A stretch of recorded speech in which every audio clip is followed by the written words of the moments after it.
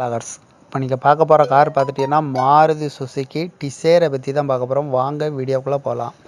இந்த கார் பார்த்துட்டிங்கன்னா Maruti Suzuki டிசேர்.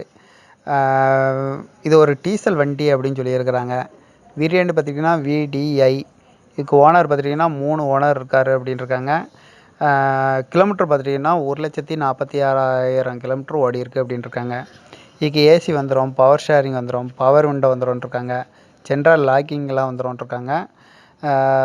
Leather seat cover தான் போட்டிருக்கு அப்படின்னு இருக்காங்க.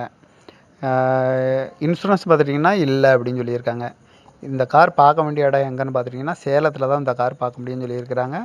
இந்த காரோட ப்ரைஸ் எவ்வளோ சொல்கிறாங்கன்னா 3,25,000 சொல்கிறாங்க. ரேட் வந்து குறைக்க முடியும்னு சொல்லியிருக்காங்க. குறைச்சி பேசி இந்த காரை பை பண்ணிக்கலாம்னு சொல்லியிருக்காங்க. இந்த கார் பார்த்துட்டிங்கன்னா மாருதி சுசுக்கி டிசேர். வேரியண்ட் பார்த்திங்கன்னா VDI. இது ஒரு டீசல் வண்டி அப்படின்னு சொல்லியிருக்காங்க.